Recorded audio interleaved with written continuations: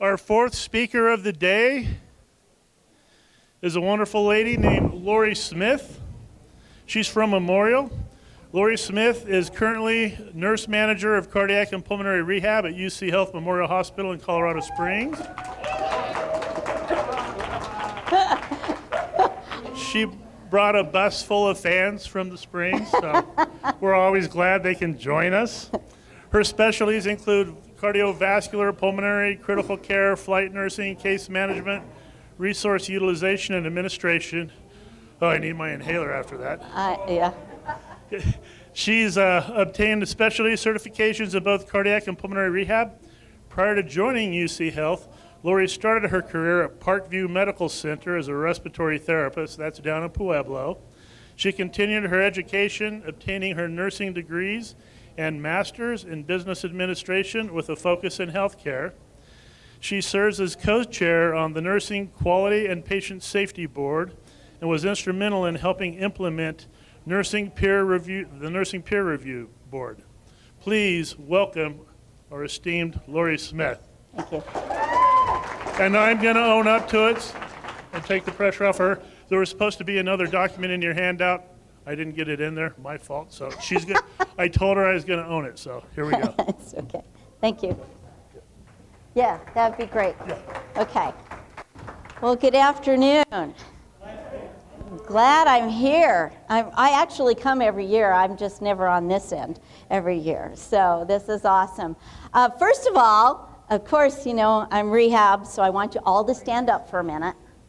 Stand up. Let's get moving a little bit, okay? Because I know it's afternoon and everybody wants to take a nap. We're not going to take a nap because the bed's already down, okay? All right. So don't stand too close to anybody. I want you to take a nice deep breath in, bring your arms up, and bring it back down. Exhale out. Inhale up. Exhale out. Okay, now bring your arms up and let's do this a little bit of moving back and forth. Don't throw your back out now. Nice and easy. Okay? All right. And bring one arm up like this. Tap yourself on the back. I'm so glad you're all here. Okay? So today, I am going to talk about stress and relaxation techniques. Can everybody hear me okay?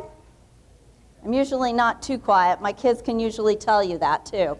My husband will tell you that also. Okay. So we are going to talk today about stress and relaxation techniques. Okay. I do not have any disclosures. I will, I've got a few pictures in here that I've thrown in just to kind of help us relax a little bit too. So, and most of these pictures are pictures that we've taken when we've been on vacation. And so I love this one. I can't remember where we were at for this one, but today we are going to talk about stress, what it is, what is the stress response, whether it's acute or chronic, and we're going to define that for you, and the certain effects of stress, and then how do we counteract that stress. And we're going to talk about the relaxation response. We are going to talk a little bit about relaxation techniques. I know they gave me 30 minutes, and I'm used to talking at least an hour. So I was like, how am I going to squeeze all this in? So I'm going to do my best. But I know I'm going to go over at least 4 minutes. Just saying, okay? So relaxation techniques, we are truly going to talk about some deep breathing, some muscle relaxation, meditation, some guided imagery, massage therapy, and of course, I would not leave out exercise, okay? And then we're going to just very briefly talk about some various apps that you can actually utilize and put on your phone, okay? And that was the packet that we were supposed to get, and they said they'll put it on the website for you guys. So I did have a little handout for you that just kind of talked about the various apps and said, you know, whether they were free. Some of them are free, but only for a certain amount of days, and then how much they generally cost, and what the pros and cons of them are. Okay? So first of all, let's talk about what is stress. Well, stress is truly just a response to a situation that requires some sort of attention, and it causes either physical, emotional, or psychological strain. And a lot of times, too, we hear stress, and they use that term a lot to talk about the wear and tear on our body during everyday tension and pressures, okay? Now, these stressors can be external or they can be internal, okay? So let's talk about acute versus chronic stress, okay? Acute stress is like a short-term stress, okay? It arises from a specific event or situation when there's a sudden change in plans. Now, for me, an instant stress would be as if I am driving somewhere and there's a detour, and I don't know where the hell I'm going. And I'm like, oh my God. I mean, my stress level will shoot up this high. Or if I'm traveling, and then all of a sudden they say, sorry, your flight's been delayed, and I had a connecting flight. Okay, so those are my stressors. Those are my very quick, acute stressors that will happen to me. Another thing could be like any deadlines, like when I was in school. If I knew I had a deadline that I had to meet and I had to get that paper written, that would cause me a lot of stress. Okay, so what is chronic stress? Well, chronic stress is when these stressors are continuous and they are persistent and they keep adding up. So, for example, if we have poor eating habits, that wreaks a havoc on our system. If we have poor sleep habits, and they talked about sleep and how important sleep is. Driving to work. Oh, some days, like, I never know which way to go. Am I going to be at work on time? Am I not going to be at work on time because of which route I took? Because they're doing so much construction in Colorado Springs. I'm sure they are up here also. But that is one of my stressors, too, that can continually. And so I have to make sure that I factor enough time in on my drive to work. Also, marital conflict can cause some chronic stress. When Dr. Norris was talking about our relationships, marital conflict can cause a lot of problems. And then also negative friends. If you hang around people that are negative all the time, it's really, really stressful, okay? Okay, let's talk about some external stressors. Finances, money, family, other relationships, also work or education. So if you're in school, I can guarantee you when I was in school and I was working full-time and I had 2 young kids, it was extremely stressful for me, okay? Health, if you have a change in your health, that can cause a lot of stress. And any major life changes, such as divorce or moving. Moving is a major one. Having a child, okay? All of these things are major life changes and they can cause quite a bit of stress. And those are your external stressors.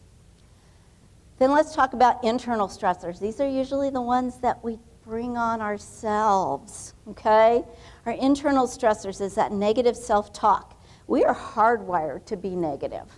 That is just the way our brains are. It's just the way it is. And so we generally will talk to ourselves negatively a lot more than we will positively. So that negative self-talk is one of the stressors. Setting unrealistic expectations of ourselves too, okay? And I think I'm one of those. I do that a lot. But also being rigid and lacking flexibility. It's either my way or the highway, okay? I lived that all my life. My dad was that way. You do it this way, this is the way it's supposed to be done. So there was you had no flexibility, but you knew where you stood with them, okay? So, and then always needing to be perfect. How many of you are wanting to be perfect? See, a show of hands. I mean, everybody's just like, okay, I'm one of them, okay? I'll be honest with you, okay? But perfectionism, actually, we got to remember, it's progress, not perfection, okay? So let's start out about where that stress response starts, okay? It actually starts in our brain. it starts in what's known as our emotional processing center, and that's called the amygdala, okay? When there is any stress that is noticed, the amygdala immediately sends out a stress signal to the hypothalamus, okay? And then our hypothalamus ends up shooting it out to the rest of the body. It kicks in that fight or flight, okay? And I want you to think of our hypothalamus basically as our quarterback, okay? That quarterback hands off that ball, and then it gets that whole stress release starting, okay? That whole stress response. So looking at this, starts up in the brain. The hypothalamus then passes the ball and shoots off some ACTH, which is adrenocorticotropic hormone, if I can say that right. I was just like going, I can never say it. So ACTH, that goes down and it stimulates our adrenal glands. Our adrenal glands then kick off adrenaline and cortisol, and then that sends it out to the rest of the body. So if we look at our heart, the first thing it does to our heart is it increases our heart rate. If we look at our blood pressure, it constricts the blood vessels and makes our blood pressure go sky high. And then it also decreases our digestive activity in our gut, and so then that decreases our immune system also. And then it also it makes our liver convert glycogen to glucose, and then that way that glucose is available for that rapid response for us to be able to do that fight or flight. And then it also causes a dilation of the bronchioles in the lungs. So it's a complete system response. So what are the effects of stress? There's physical effects. Generally, people have headaches. They have muscle strain, extreme fatigue. They don't sleep well, so they have sleeping problems. They get sick very quickly, so their immune system is down, or they have a lot of GI upset. And I have a lot of people that have, the minute that they're triggered, they start having stomach aches, or they have GI problems where they have diarrhea, or they end up getting ulcers because of the stress, okay? So those are your physical effects. Then we have emotional effects. Anxiety, depression. They talked about that this morning, okay? Irritability, and also mood swings. So those are your emotional effects. Then we have behavioral effects. Change in our appetite. Also, we can go to drugs and alcohol, like the doc said this morning too. It's easy, it works. You know, the alcohol relaxes you. But these are some of the behavioral effects, and that's one of the things that stress will bring on. Over on the bottom corner there, procrastination.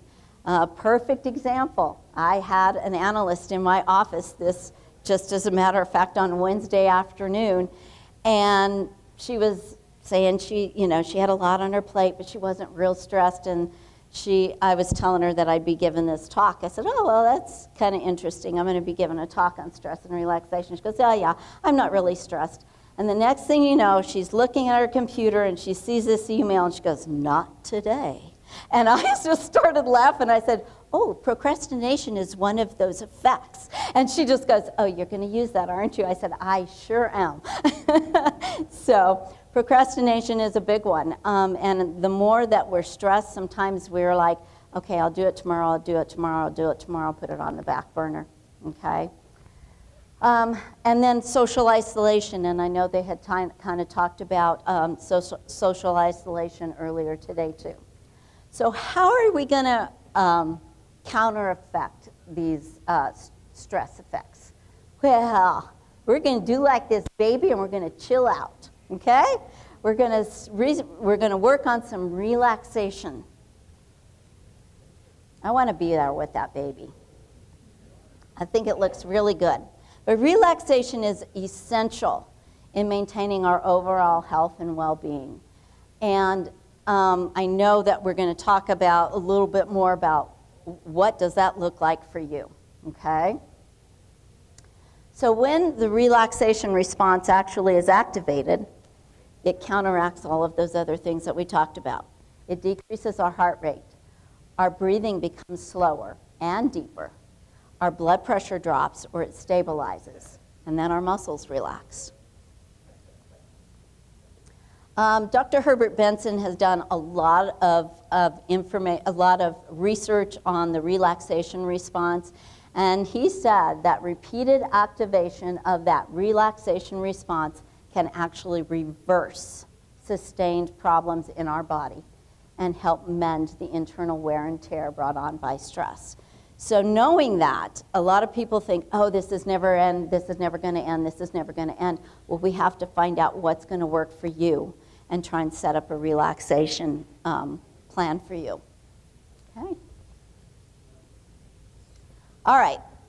In addition to those calming physical effects, it also increases our energy and our focus, combats illness, again, because when we're worn down and we're not sleeping and we're totally stressed out, our immune system is affected. And it also relieves aches and pains, increases your ability to problem solve. So it increases that mental clarity for you as soon as we start working on some relaxation. And then again, it will boost your motivation and productivity. All right. There are lots of different relaxation techniques, and every technique may not work for everybody, okay? Because I remember telling my dad, you just need to relax. Maybe we can try some meditation. And he just looked at me like I was nuts, okay? And so it was like, okay, so we had to find out what was going to work for him. But for some people, being out in nature, watching the sunset, listening to the trees and the wind, painting a watercolor, using special oils or a scented candle. I know I have my admin, she is all into candles. Well, I can't have candles in my house because my husband's highly allergic. But I gave her all of my candles, and she says, oh, you really wouldn't want to even come into my house. Because she goes, it works such wonders. It really helps with my mood. And it was so cute. So she really liked using a lot of her scented candles. A warm blanket, that would be me. That would be me. I always have a warm blanket on me, especially if I'm sitting, or my heater's on in my office. And then listening to music, or even writing in a journal. And I am a journal freak. I have been journaling for probably at least 7 years now, and it is a daily practice for me. I get up bright and early, and I do at least an hour of journaling and doing my readings. So that works for me, but it may not work for everybody. So just remember, even though we all power down differently, just getting that basic foundation for relaxation can actually get us all on the right path. I'm just going to throw in a couple pictures here. Okay.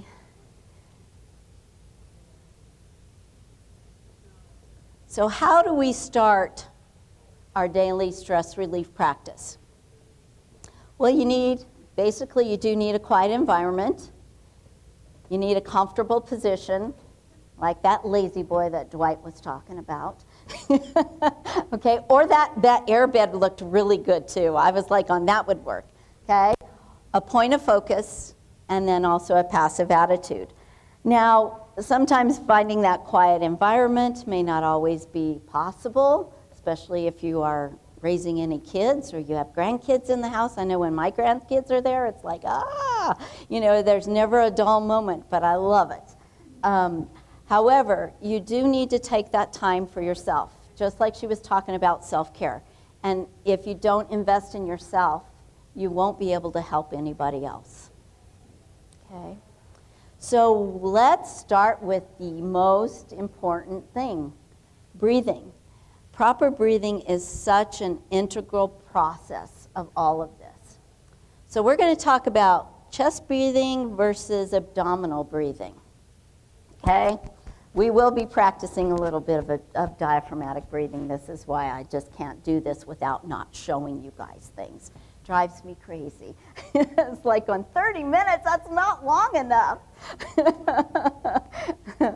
Okay, So let's look at this. When you breathe from your chest, you inhale about a teacup of oxygen. Instead, we want you to breathe from your abdomen, because when you breathe from your abdomen, you inhale about a quart of oxygen. Just think about that, a teacup versus a quart. So the more oxygen that you inhale, the better you are. Okay? So let's practice some diaphragmatic breathing. Okay? I want you to put your hand on your belly. Sit back in your chair. Sit back and get comfortable, okay? Even though I made you guys all move a minute ago, I don't want you falling asleep on me, because I know we're going to do some relaxation now, okay? So hand on your belly, hand on your chest, okay? Now, the first thing that we usually say is take a deep breath. What do? We take a deep breath, and guess where it all comes? Right here. We don't take a really deep breath. So you want to think about pushing your belly out like you're pushing out a balloon, okay? And it's hard to do unless you've been practicing this for a while. So as you inhale, this hand up here should not move. This hand down here should move. So you inhale your belly, push it out. Exhale, you push your belly down. Your chest should not be moving, okay? And guarantee, you take a deep breath, the first thing people do is go, and they raise their chest. See, yeah, just like that. It's like that's not what we want to do. We want it to come from our abdomen. Our abdomen, our diaphragm is our main muscle of breathing. And when it's actually right down here at the bottom of our rib cage, okay? When we breathe in, that diaphragm literally pulls down and sucks the air into our lungs, and it opens up our lungs, and then as we exhale, our diaphragm comes back up into place. Now, when we have a flattened diaphragm, when we have COPD, and over a period of years, it can flatten your diaphragm, so it's not as easy to do, but you practice and you practice and you practice. And it's best to practice it when you're lying in bed, because then you can literally see your belly rise and fall. And one of the things that I used to do with my kids is I would put a book on their belly, and I'd say, move the book. I want you to move the book, okay? So diaphragmatic breathing is extremely important, and it's probably the most effective way of breathing, okay? So let's talk a little bit about when we breathe from our chest versus breathing from our abdomen. When we breathe from our chest, it actually makes our brain create shorter, more restless brain waves. When we breathe from our abdomen, it makes our brain create longer, slower brain waves. And these longer and slower brain waves are similar to the ones that your brain makes when you're relaxed and completely calm. So breathing from your abdomen actually will help you relax very quickly. Okay? I also included another breathing technique in here, and it's called box breathing. Now, I don't know if any of you have heard of box breathing. Maybe you have. But box breathing is a technique that is actually all first responders and most firefighters are taught this box breathing because it gets their heart rate down, and then that way they can stay calm during a stressful time. Okay? So what box breathing does is that you take in a deep breath, so you inhale for 4 seconds, you hold your breath for 4 seconds, you exhale for 4 seconds, and you hold your breath for 4 seconds. And then you just keep doing that same technique. If you practice this, it is amazing at how relaxed and calm you get. And I know some of the apps that I will share with you at the very, very end, some of the applications that you can put on your phone do a lot of the box breathing. And it's pretty amazing at how much it really totally slows down your heart rate. I actually did a little thing with my husband because he's like, let's try this box breathing. It was actually kind of funny. We were watching a special on the firefighters, and they were talking about this box breathing, and I said, huh. So we did it, and literally my husband's heart rate dropped like almost 20 points instantly. It was just crazy. So it really does work.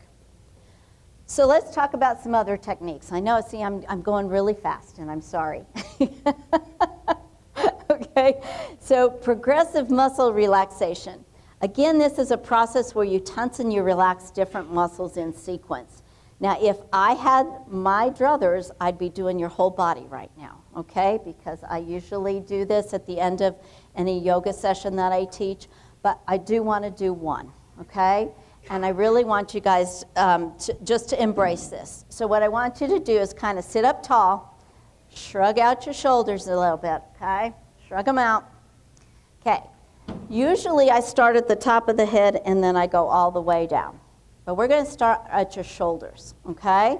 So I want you to take your shoulders and I want you to bring them up to your ears. Hold it, hold it, hold it. Now don't hold your breath. Make sure you're still breathing. Don't hold your breath. Hold it. Now let it go. Okay, let's do it again. Bring it up. Hold it really, really, really tight. Breathe, breathe, breathe. Now exhale. Do you feel the relaxation as you just let your shoulders? I really wished we could do the whole body because I'd have you guys like that. Okay? But generally this is one that I see most all of my patients when they're struggling. Guess what you see? You see their shoulder blades up by their ears. And the first thing that I'll do is I'll just say, can you relax your shoulders? And just doing that little bit totally will relax, and all those muscles in your neck relax, okay? So just knowing progressive muscle relaxation, and there are some of those on some of those apps too, okay? I just wished I had more time. I'm going to keep looking over at Alan. I really wished I had more time. Okay, so this first little kangaroo I know is doing his diaphragmatic breathing, okay? That's all I got to say. The other one is doing his progressive muscle relaxation, okay? That's all I got to say, okay? Remember, though, whenever you're doing any of these techniques, don't hold your breath. Inhale as you tense, exhale as you release, okay? Exhale, exertion, okay? Anytime you're doing any sort of exertion, you should be exhaling, okay? All right, meditation is another one. It actually focuses our mind's energy, usually on a word, a symbol, sound, an image, or even your own breathing. Now, meditation is not for everybody, and actually meditation, your mind has its own little thought process, and sometimes that's a bad neighborhood for me to go into, okay? But you got to remember that your mind's going to do that, and sometimes you just got to go with it, and you got to work on your breathing, and you got to find out. I did one meditation for an hour, and I was shocked. I did this at a yoga retreat, and we looked at a candle. And I was like, oh my God, there's no way I'm going to be able to sit here for an hour and look at this candle. But guess what? That hour went by so quickly, just looking at the different colors and just the flickering of the light. So finding what works for you. Sometimes, like I said, I took this picture when we were in Florida a couple years ago, and I remember how relaxed I was just looking out at the water and listening to the water and watching the sunset. It was absolutely stunning. I'm like, going, thank you. I already warned you, 4 minutes over. Okay? But also, like, I know little ones, you take them in the car. Take them in the car, and they'll just totally relax. Okay? So find what works for you. Even being out in nature, looking at pictures of nature, just whatever works for you. And you can meditate, like even looking at one picture, you can focus on an image, like even just looking and focusing on this canoe that's there. So, all right. Now, you didn't think you were going to get away without me talking about exercise, right? Never, okay? Actually, exercise can relieve our stress in many, many ways, okay? It does allow our body to release tension and frustration. It releases the endorphins, those feel-good chemicals, and when you release those endorphins, guess what? It wards off depression. And they've talked about the depression. Also, it will decrease our stress hormones, that cortisol, that our body puts out and the adrenaline. And it helps us sleep better, and it relaxes our muscles, and it lowers our resting pulse rate, and it just makes you feel better about yourself. So this kiddo apparently has absolutely no tension, okay? But you've got to find what's going to work for you. So sometimes just even going for a walk with a friend, sometimes just walking by yourself. I have had one lady that told me, I clean my house. Oh God, I do that too. And she said that. I was like, oh, and when I'm really stressed out, I do clean. I clean like crazy. I have to be doing something, have to keep busy. Okay? Stretching. Sometimes just stretching helps also. So again, remember that we are decreasing those stress hormones. Okay, massage. I'm not going to have much time. I only have 3 minutes, they tell me. So, okay, I'll quickly talk about massage, okay? It really does provide deep relaxation. It helps our muscles relax, and then therefore our minds do also. There are a couple types. That the most common is Swedish, and that's a really soothing technique. But another common type is shiatsu, and that's where they use pressure points or acupressure. And I could tell you a really good story about a massage there. Should I say? Okay, I'm gonna share this. I'm sorry, I'm definitely going to go over time. Okay, you got to find the right massage therapist. That's all I got to say. Because I can say I went to this one, and my husband had me signed up for a 30-minute, and I swear I was just like, what is she doing? She jumped up on the table and started doing this, and I was like, wait a minute, what did I sign up for? You know? And I was just like, and then I was sharing it with my lovely friend, and his husband said, oh, did you get the claw? And I said, oh my God, you got the same lady? And I mean, so you got to make sure that you find the right massage therapist to relax, okay? So I just had to share that with you because it was hysterical, and we still laugh about it to this day anytime we go past that place, okay? All right. So there are a couple, I have like 3 or 4 self-massage techniques, but I'm not going to really have a whole lot of time to do it. But there's a scalp massage. Scalp massage is really, really good, and you just barely even put your fingers on your head, and then you kind of just bring your fingers around, and then you move the fascia, and then as you move it around. Yeah, just go ahead and try a little bit. Try a little bit. I don't care, I'm already over, right? Not yet, I got 1 minute, okay. Okay. So scalp massage is really good. It's actually better if somebody else does it for you, I'll be honest with you, scalp massage. But I mean, if you are really, really tense, sometimes it works very well. Oops. Okay, are we good? Eye massage. Eye massage is another really good one. We're going to just do a very quick one, okay? I want you to do this very gently, though. And I want you to just kind of put your fingers right here. And I just want you to kind of move around in a very small circle, okay? Very gently. And make sure you're breathing, okay?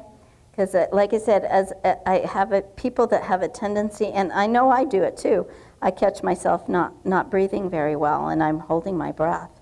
So now I want you to take your 2 fingers here, okay, your thumb and your finger, and I want you to barely pinch your eyebrow and just hold it.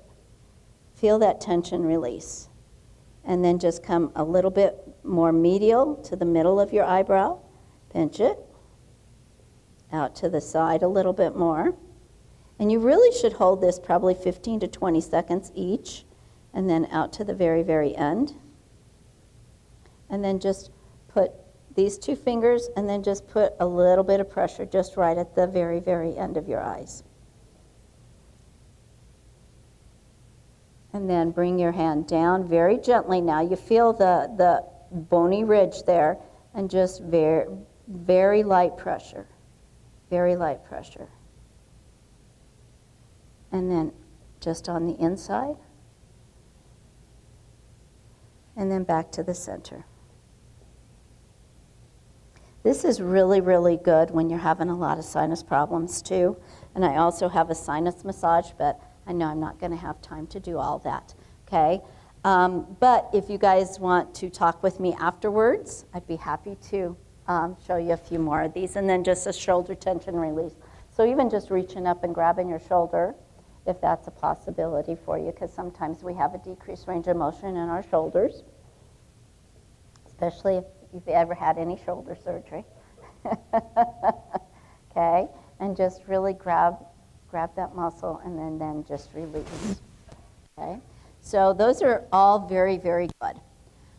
Then we have some various apps that I wanted to kind of just briefly talk to you guys about.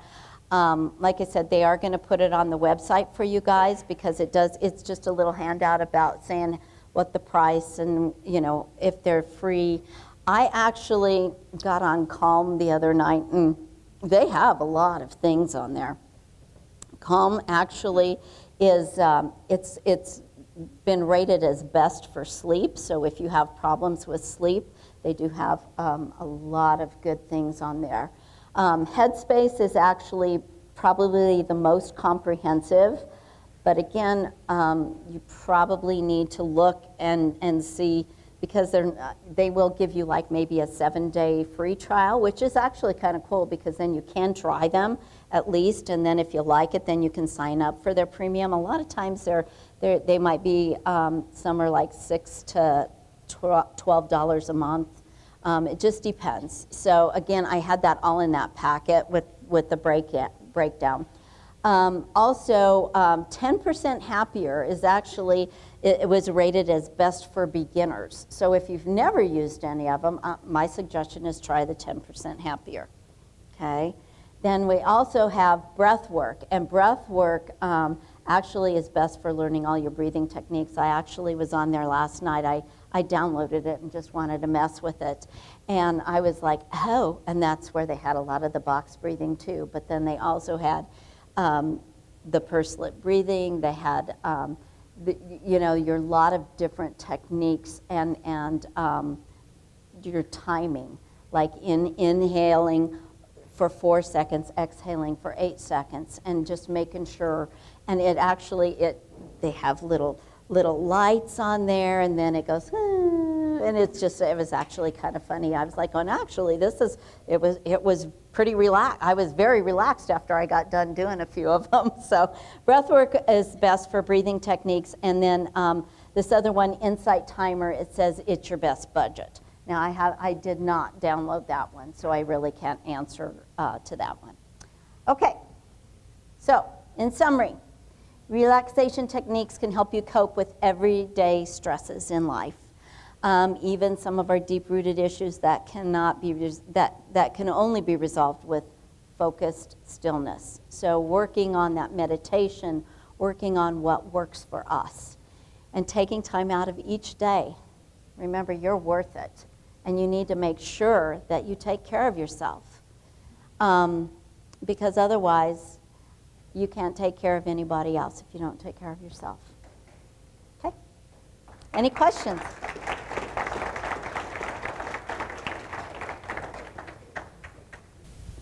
I was concerned about your use of scented candles, as scented candles burning in the house, not getting fresh air, and the scents are not good for your lungs either, I don't believe. And you don't want to be around lit candles with your oxygen. You are correct. Absolutely. Another question? How long does it take to learn how to breathe again? Because apparently a lot of us have lost the ability to breathe properly.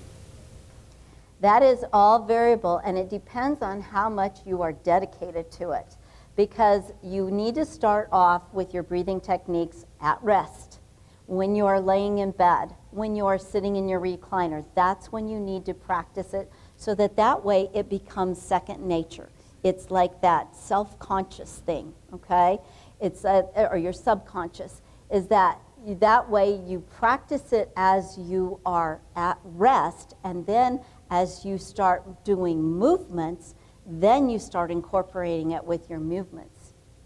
So it just all depends on how dedicated you are to trying it, and then making sure that you dedicate at least, you got to have time every single day to work on it. Okay? Any other questions? Well, let's give Lori a big round of applause. Thank Thank you, Lori. Awesome presentation.